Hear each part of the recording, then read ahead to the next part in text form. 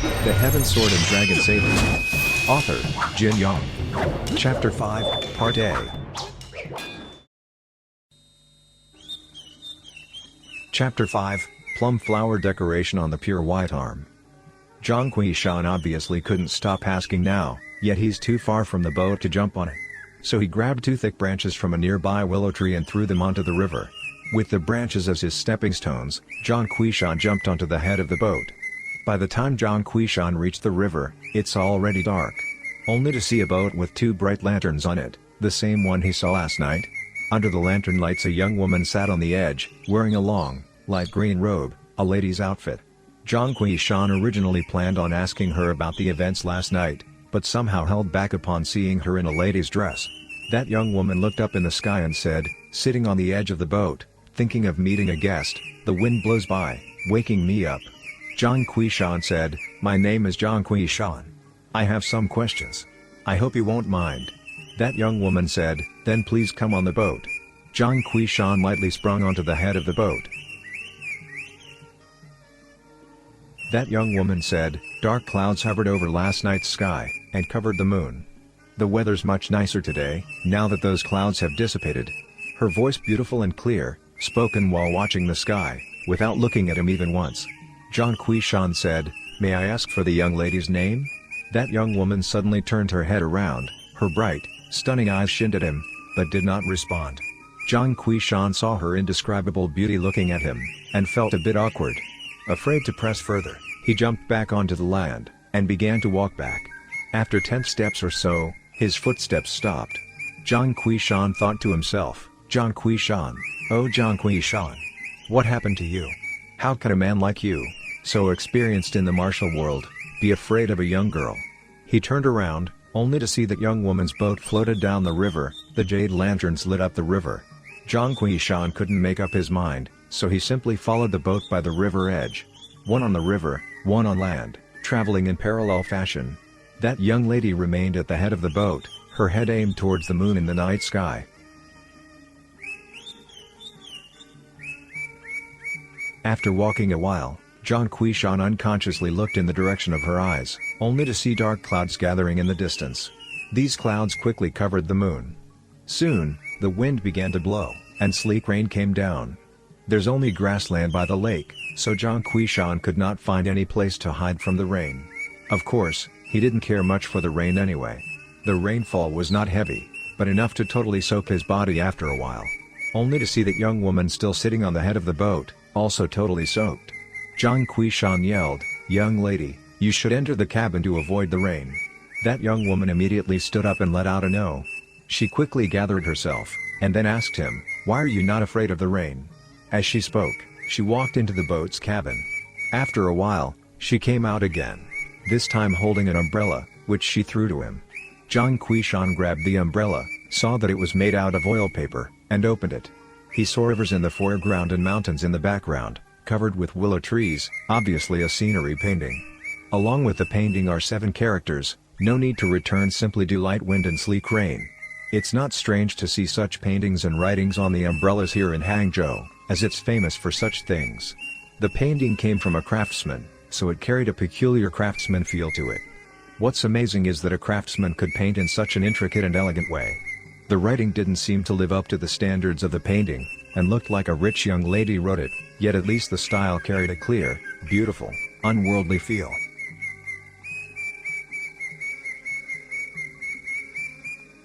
Zhang Wuji did not slow down his steps as he examined the writing, and couldn't see a ditch in his path. As his left foot came down, Zhang Wuji felt it land in mid-air. Any normal person would have tripped and fell.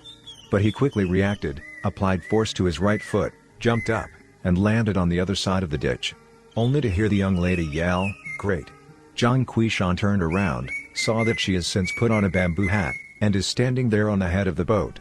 As her dress waved back and forth among the winds, she looked like a goddess from heaven.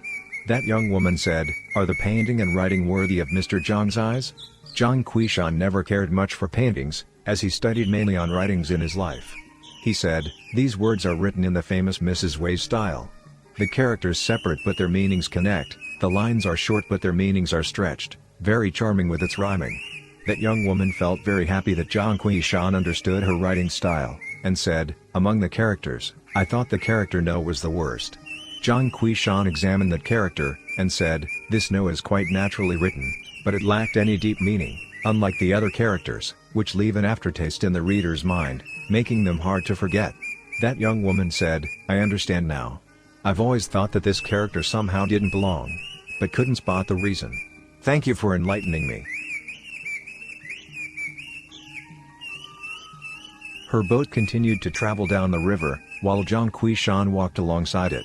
The two people continued to talk about writing, until the sky became so dark they could not longer see each other. That young woman suddenly said, "Speaking with a scholar for just a short while beats reading books for 10 years. Thank you for your help. Now let us part." She pulled up the sail, and the boat started to move faster with the aid of the wind. Zhang Quishan stood as he watched the boat travel further and further away, and felt saddened, his mind in a void. Only to hear the young woman yell from far away, "My surname is Yin. Should we meet again, I'll surely ask for more pointers."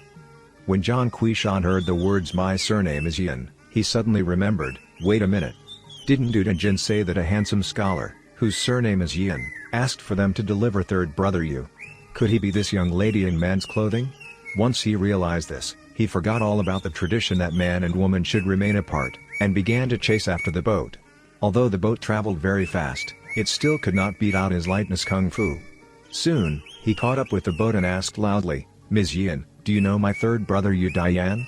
That young woman turned around, but did not respond. Zhang Quishan seemingly heard a sigh, but wasn't sure due to their distance. So Zhang Quishan added, "I have this suspicion in my mind, which I hope you can help clear up." That young woman said, "Do you really need to know?" Zhang Quishan said, "Did you ask the Dragon Gate escort agency to take my third brother back to Wudang? If so, then I would surely repay your kindness." That young woman said, "Sometimes, it's so hard to distinguish generosity and cruelness." Zhang Quishan said, "My third brother was gravely wounded at the bottom of Wudang Mountain. Do you know about this?" That young woman said, "I was saddened too, and is really sorry." As they spoke, the wind picked up, and the boat sailed even faster. But Zhang Quishan had no problem keeping up with the boat.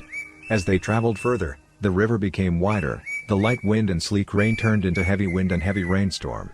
Zhang Quishan asked, "Do you know who killed the people in the Dragon Gate escort agency?" That young woman said, "I made it clear to Wudang Jin for him to take good care of third hero Yu. Should there be any problems?" Zhang Quishan said, "You said you'd kill everyone in his agency." That young woman said, "That's correct. He didn't protect third hero Yu, so it's his fault. You can't blame others." Those words sent a chill down Zhang Quishan's spine, and he said, "So you're saying that everyone was killed by?" That young woman said, "Killed by me." Zhang Quishan's ears trembled. He couldn't believe that this incredibly beautiful young woman could be such cold-blooded killer. After a while, he said, "What about those two Shaolin monks?" That young woman said, "Also killed by me. I originally didn't want to bother with them, but they used poison darts on me first, so I didn't have a choice." Zhang Quishan said, Then why did they say that I was the killer?" That young woman said, "Oh, I planned that." Zhang Quishan fumed, and yelled, "You planned for them to wrong me like that?" That young woman laughed, and said, "That's correct." Zhang Quishan yelled angrily, "Surely we're not enemies. So why would you do that to me?" That young woman waved her hand, and entered the cabin. Zhang Quishan obviously couldn't stop asking now, yet he's too far from the boat to jump on it. So he grabbed two thick branches from a nearby willow tree and threw them onto the river. With the branches as his stepping stones, Zhang Quishan jumped onto the head of the boat. He then yelled, How did you plan it?" No sound came out from the dark cabin, so Zhang Quishan planned to go in. But at the last moment he changed his mind, thinking, "It's rude to barge into a young lady's room like that." As he pondered about what to do, he saw a light appearing in the cabin, as a candle lit up. That young woman said, "Please come in." Zhang Quishan organized his robe, closed the umbrella, and walked inside. He immediately froze as he saw a young scholar inside, wearing a green robe, holding a fan, his expression quite colorful. For that young woman had taken this time to change into man's clothing. At first glance, she looked quite like himself. Zhang Shan obviously needed no more words to answer his question. In dim conditions, anyone would mistake them to be the same person. No wonder Monk the Wei Feng and Du Jin were both so certain that he was the killer. That young woman said, "Please sit, fifth hero Zhang." She then picked up the teapot and poured some tea into a cup. Then she reached out to give him the cup. She said, "Sorry, we don't have wine here. Let me use tea instead of wine to serve my honored guest." After hearing such a mannerly speech, Zhang Shan could not find a way to release his anger. He finally said, "Thank you." That young woman saw his whole body soaked wet, and said, "I have some clothing in the cabin here. Do you need one? You can change in the back." Zhang Shan shook his head and said, "No need." He immediately applied some inner power, and a wave of qi exited his body, releasing much body heat. The water on his robe quickly evaporated. That young woman said, "I forgot that Wudang's inner power is one of the best in the martial world.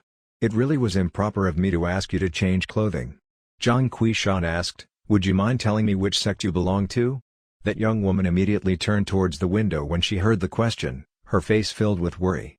When Zhang Shan saw this, he stopped pressing further.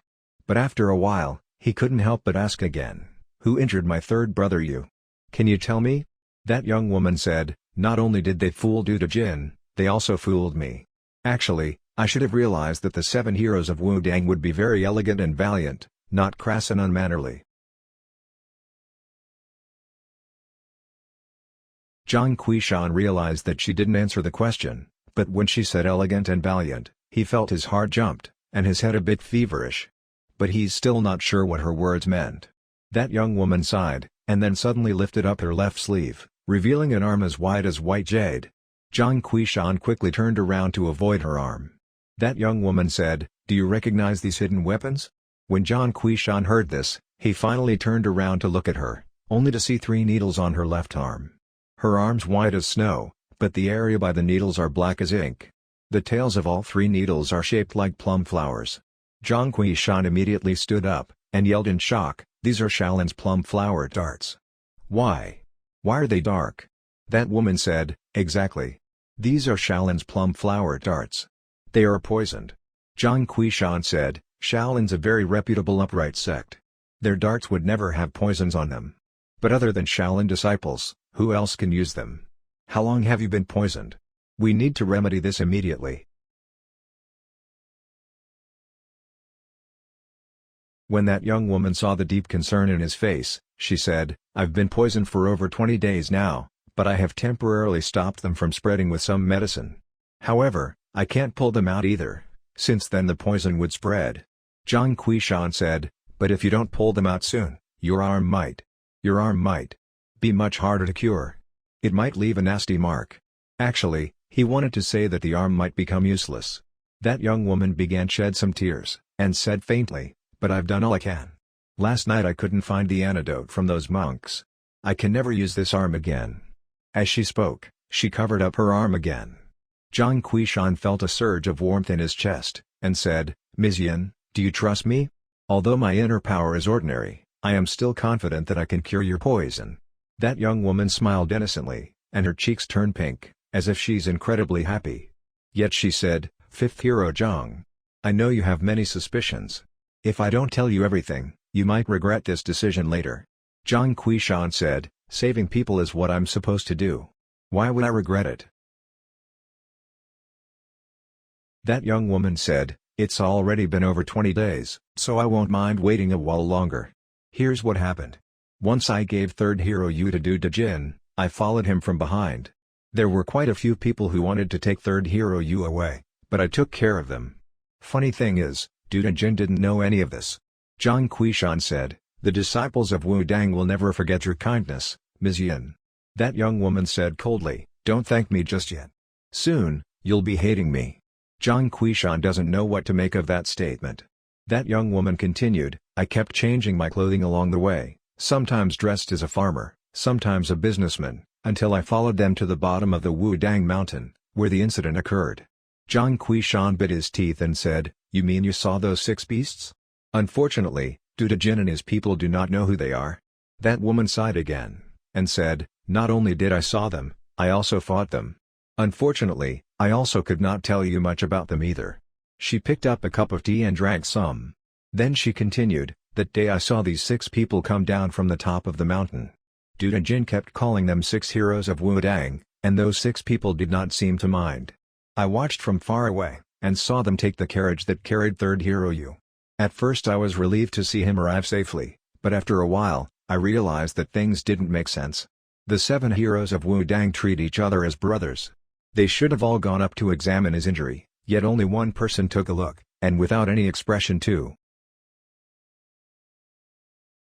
Zhang Wuji nodded and said, Ms. Yin, you really are attentive. Your suspicions are right on the mark. That young woman said, the more I thought about it, the more things didn't add up. So I turned back and caught up to them, then asked for their names. These people's eyes were quite sharp, and immediately saw that I was a woman. I shouted at them for pretending to be Wudang disciples, and then attacked them. A 30-some-year-old skinny man came out to fight me, while a Taoist priest stayed by to back him up. The rest of them went away. This skinny man was quite formidable, and I could not defeat him after 30 or so exchanges. At this moment, that Taoist priest waved his left hand, and my left arm became numb. That skinny man said some indecent words, then tried to capture me. I had to fire off 3 darts of my own so I could escape. As she said this, her face turned red. Probably that skinny man sought after her beauty and wanted to rape her. Zhang Wuji asked, did you say he fired the darts with his left hand? How could Shaolin accept a priest as a disciple? That young woman said with a smile, a Taoist has to shave his head to look like a monk, but a monk just needs to put on a Taoist hat to look like a Taoist priest. Zhang Wuji nodded. That young woman continued, I couldn't beat that skinny man, and that Taoist's kung fu is even better. So I had to let them go. Zhang Wuji wanted to say something, but refrained to do so. That young woman said, I know you want to ask why I never went to Wudang to explain everything, right? But I couldn't go to Wudang. If I could have, why would I ask an escort agency to do it for me? Besides, I overheard Duda Jin talking on my way back. Once I knew that the other Wudang heroes have looked into this matter, I knew there was nothing I could do to help. Since I was also in a hurry to treat my poison, I left. What happened to third hero Yu anyway? Zhang Wuji told her what happened afterwards. That young woman sighed, her eyelashes slightly flickered, and said, hopefully third hero Yu will get well, or. Zhang Wuji heard the sincerity in her voice, and was deeply moved. He said, thank you for your kindness. As he spoke his eyes became wet. That young woman shook her head and said, when I came back, someone told me that these darts are Shaolin's unique plum flower darts. Other than its own unique antidotes, the poison's incurable. The only place with Shaolin disciples here is the Dragon Gate Escort Agency. So I went there, seeking the antidote. However, they tried to ambush me as I entered. Zhang Wuji let out a ha and said, but didn't you say you purposely planned for them to think it was me? That young woman blushed, lowered her head, and said softly, I saw you bought this clothes at the store, and looked very dashing, so I went ahead and bought one too. Zhang Wuji said, that would explain it. It's just that they're not your mortal enemies, so you really shouldn't kill them all. That's just too cruel and merciless. The young woman's face sank, and then spoke in a cold voice, are you trying to lecture me? Never in my 19 years in life have I been lectured. I know 5th hero Zhang is righteous and kind. You don't have to degrade yourself into associating with people like myself. Please feel free to leave. After getting scolded, Zhang Wuji's face turned bright red. He quickly stood up and began to storm out the cabin, but then realized that he promised to cure her poison wound. So he said, please lift up your sleeves. That young woman raised her eyebrows, and said, since you like to lecture me so much, I don't want you to cure me anymore. Zhang Wuji said, if you leave the wound like that, the poison will eventually spread. By that time, it will be very difficult to cure you. That young woman said, so what? If I die from this, it will be because of you. Zhang Wuji asked with surprise, what does this have to do with me? That young woman said, if I hadn't tried to send your third brother back, then I would have never have met those 6 people. If I had decided not to interfere in that matter, I would have never been injured. Besides, had you gotten there sooner, and helped me fight them, how could they have injured me? While the last sentence was ludicrous, the previous statements were quite reasonable. Zhang Wuji said, you're right. I'll help you right now to repay your kindness. That young woman said, so do you admit that you're wrong? Zhang Shan said, "Wrong about what?"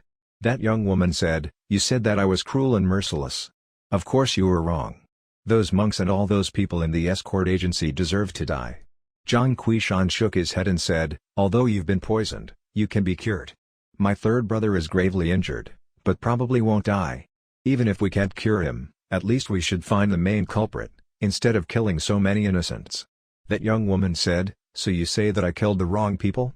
Isn't it true that it's a Shaolin disciple who poisoned me? Isn't it true that the Dragon Gate escort agency is part of Shaolin?" Zhang Shan said, "Shaolin disciples fill the world. Are you going to kill all of them with a wound on your arm?" The young woman couldn't win this argument.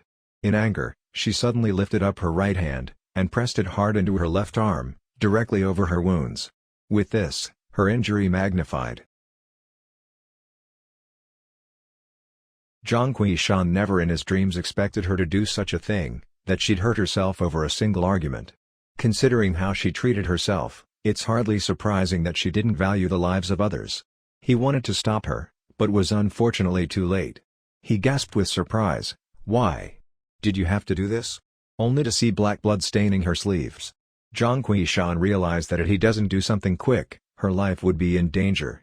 He quickly grabbed her left hand with his left hand, and his right hand began to tear off her sleeve. Suddenly, a voice came from behind him, "Hold it right there." As that person attacked him from behind with a knife. Zhang Shan knew he was the boatman, but in this critical moment, he had no time for explanation. With a swift back kick, he kicked the boatman back out the cabin. That young woman said, "I don't want your help. My life and death doesn't concern you anyway." As she said this, she promptly slapped him on the cheek.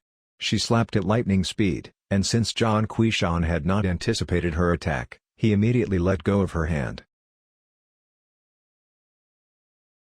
That young woman composed herself and said, "Get out of my boat. I never want to see you again." Zhang Shan, ashamed and angry by her slap, said, "Fine. I've never seen such an insolent girl in my life." And he immediately turned around to leave.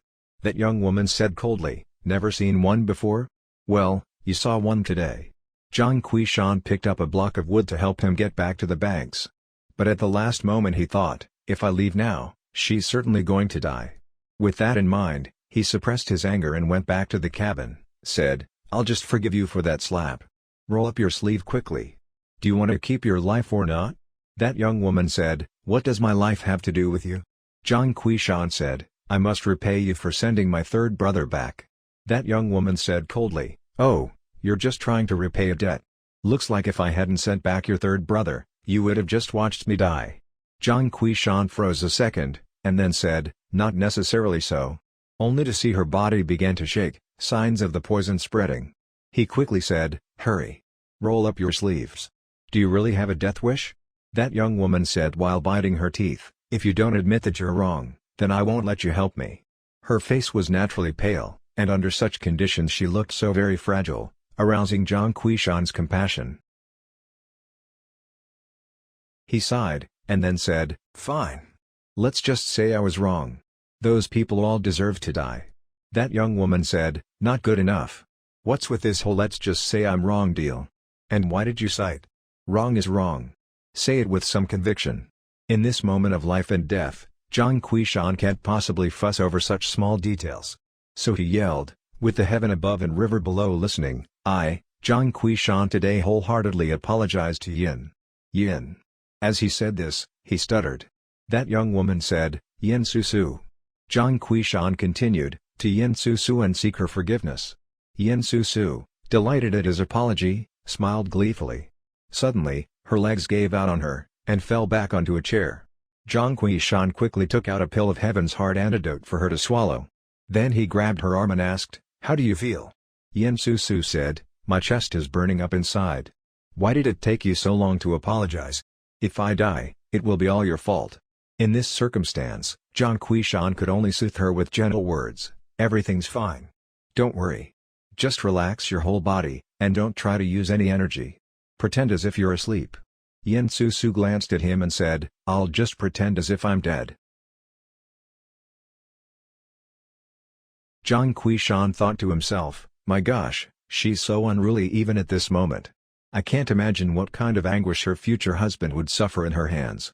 As he thought this, He found his heartbeat quickened, and his head feverish. Afraid that Yin Su might see through his thoughts, Zhang Qiushan glanced at her, only to see her cheeks bright red, with bashfulness mixed with frailty. When their eyes met, both quickly turned their eyes away. Yin Su suddenly said quietly, "Fifth brother Zhang, I was very rude, and even hit you. Please. Please don't be offended." When Zhang Qiushan heard her change from calling him fifth hero Zhang to fifth brother Zhang, his heart began to beat quickly. After he took a deep breath, Zhang Qiushan composed himself, exerting his inner chi to his hands, which held Yin Su's arm around the poisoned darts. After a while, thick steam came from the top of his head, signs that he's utilizing his full power. Yin Su was grateful in her heart, and knew that this is a critical juncture, refrained from speaking as to not break his concentration. Suddenly, a plum flower dart from her arm shot out, and black blood sprung out from the wound, turning into red blood a while later. The second dart quickly followed. At this moment, he heard someone yell from outside, "Is Miss Yin here? Red Sparrow branch leader requests a presence." Zhang Qiushan needed to concentrate, and ignored him. He then heard the boatman yell, "There's a thug on the boat. Leader Chang, please come here quick." The first voice yelled, "Thug, if you hurt a single hair on Miss Yin's head, you'll die a painful death." This person's voice boomed across the river, its sound carried a threatening tone. Yin Su opened her eyes and smiled weakly towards Zhang Qiushan, as if to express an apology. Since her right hand hit her arm at the location of the third plum flower dart, it sank deeper than the other two. Even after 3 attempts, Zhang Qiushan could not get it out. He then felt another boat nearing, and someone walking onto this boat. But with all his concentration on this last dart, Zhang Qiushan ignored all this. That person came into the cabin, and saw Zhang Qiushan's hands holding tightly onto Yin Su's arm. Obviously he would not believe that Zhang Qiushan's actually trying to heal her.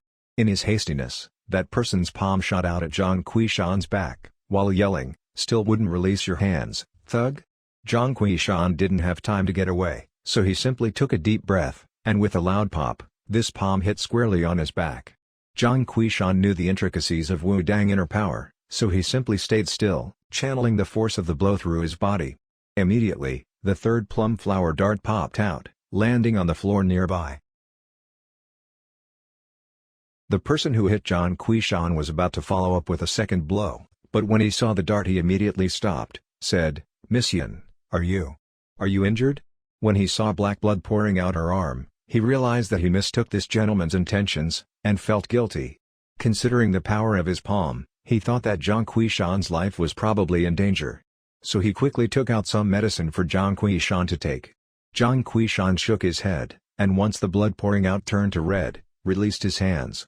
He turned around and smiled. That was one powerful blow. That person stood in shock. He thought of how he had killed so many powerful fighters with his bomb. Yet this young gentleman could take the full brunt of his attack and act as if nothing happened. He said, You. He looked at Zhang Qiushan's face, and immediately went to grab his wrist and check his condition. Zhang Qiushan thought, why don't I play a joke on him? Then proceeded to gather his chi and stopped his heartbeat. When that person checked his pulse and found none, he was simply appalled, not knowing what to think. Zhang Qiushan took the handkerchief Yin Su just handed him, and used it to cover her wounds, then said, most of the poison had been flushed out. You should recover easily with the aid of common antidotes. Yin Su said, thank you. She then turned to that other person and said with a solemn expression, Branch Leader Chang. Meet 5th Hero Zhang of Wudang. That person fell back a step, bowed, and said, oh, so it's the 5th hero of the 7 heroes of Wudang. No wonder your inner power is so amazing. My name is Chang Jinpeng. Sorry for my rudeness. Zhang Qiushan looked at this 50-some-year-old man, with tight muscles all over his body, looking very strong. He returned with a bow. Chang Jinpeng turned towards Yin Su and paid his respects. Yin Su nodded, but didn't seem to care much for this man. Only to hear Chang Jinpeng say, Branch Leader Bei had already contacted the Wudang Sect, the Huge Whale Clan, and the Divine Fist Sect. The meeting time for showing the saber is tomorrow morning on Qiantang River's Wangpan Island. If my lady's not feeling well, I can send you back home to Linen. Branch Leader Bei alone should suffice taking care of these people. Yin Su said, Humphrey.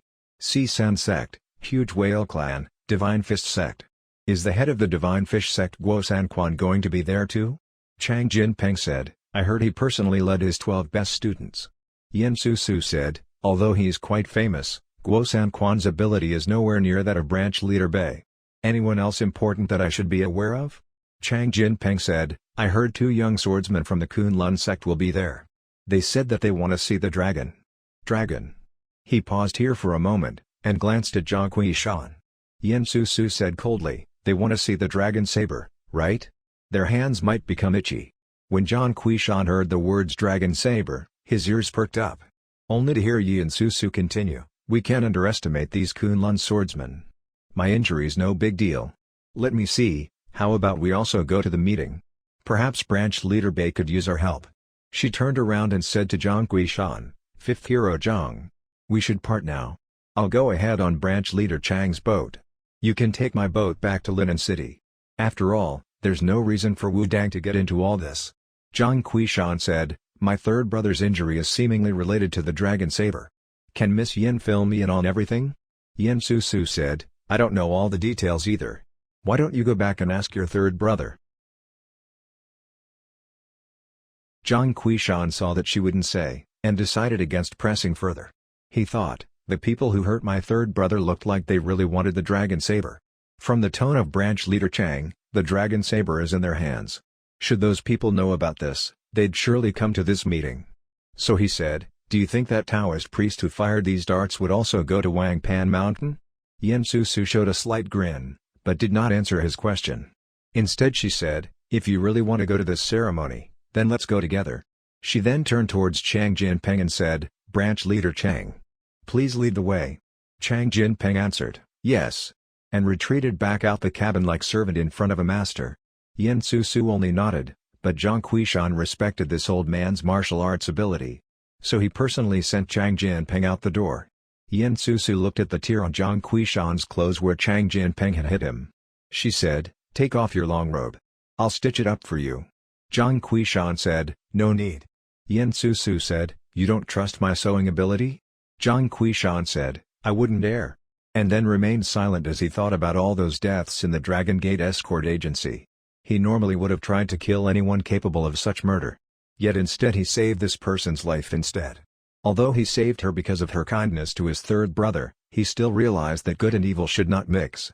Once this deal at Wangpan Island is over, he'll leave her immediately.